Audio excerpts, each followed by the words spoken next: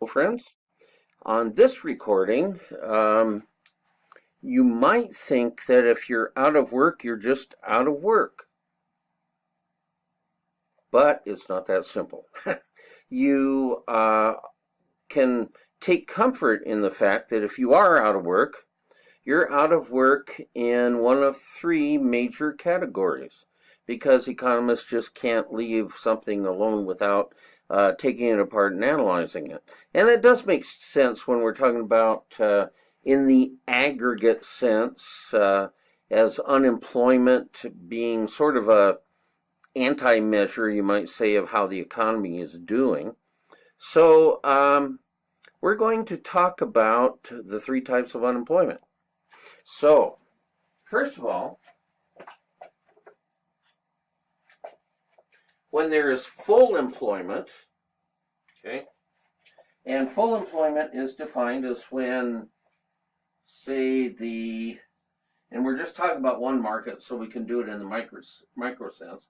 We have wages there, and we have the labor force down there, and the demand for labor, which consists of firms hiring people, is like that. And the supply of labor, which is the labor force offering their skills and participation in an industry, is like that.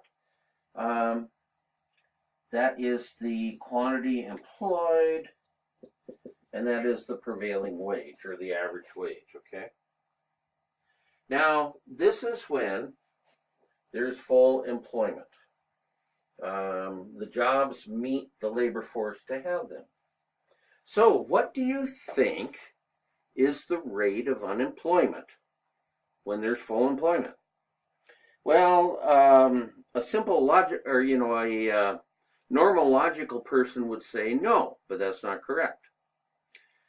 Because when employment is at an equilibrium here, there is still there's still unemployment lurking around. It's called the natural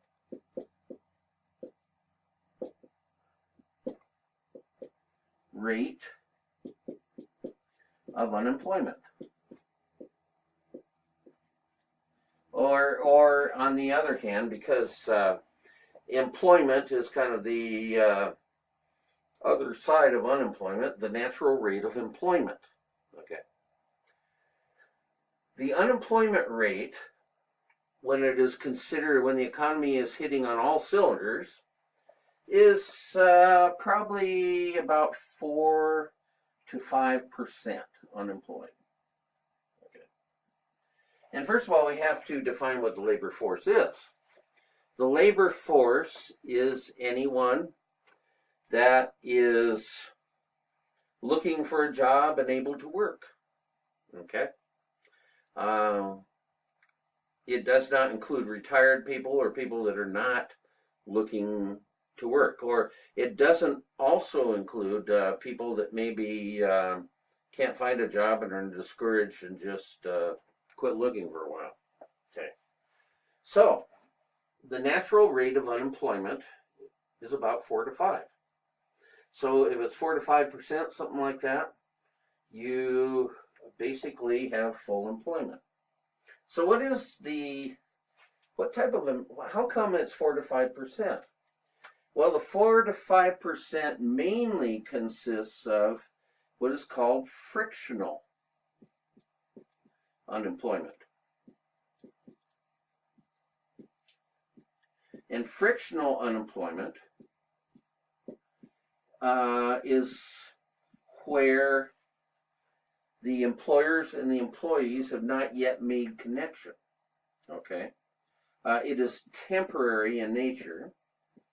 And an example of frictional unemployment would be a situation where somebody has agreed to a job and maybe starts at the 1st of the month and it's only the 10th of the last month now. Okay, so that's frictional unemployment.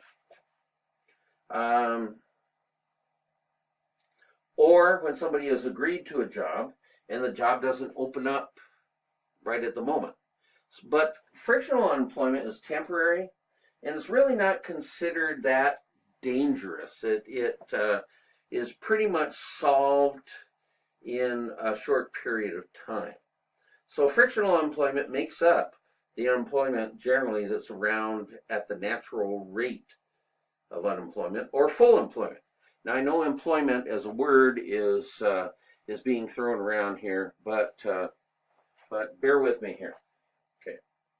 Now, another type of employment will go from the least harmful to the most harmful.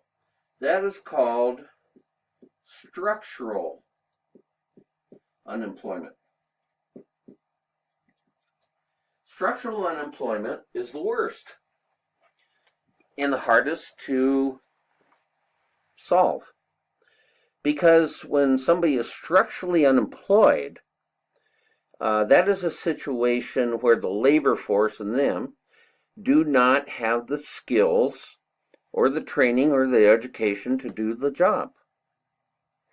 And just because they don't have the skills to do the job, it takes a while under the best circumstances to alleviate structural unemployment because the people have to get trained, and that takes a while.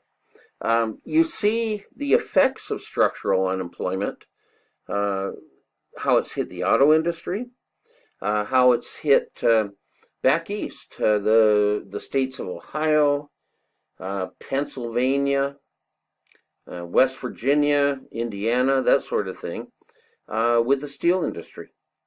So much of steel processing now and automobile, and Michigan, very hard hit. The auto industry is very much computerized. So they've taken out manual labor to assemble the things, and they have very little manual labor left. And they have machines that are doing pressing a drill press to get a bolt in, which was something that the actual people used to be doing. Okay. Now, of course, they need people to keep the systems in order, and systems analysts and repair people to keep the process going and things like that. But much of the labor force, particularly in the auto industry, when the new technology came along, it's much more efficient in the economic definition, but in the regular definition of technology, all the new machinery and things like that, the labor force was pretty old. It hit those of us in the baby boomers and just a little earlier when they were retiring. And so essentially you had to have a new generation of people that were trained in that, and that is alleviating to a certain extent. But it created what is called the Rust Belt back east in the Midwest, or the eastern Midwest, I guess. So, and that takes a long time to correct because of education. It doesn't come easy. But anyway, that's one type of unemployment that's much more of a serious matter than frictional unemployment. That's when the human cost comes when you're an auto worker getting paid big bucks, and then all of a sudden you're thrown out of a job and you have not much chance of being hired by somebody else because auto working is all that you've done. Okay? The other type of unemployment is cyclical.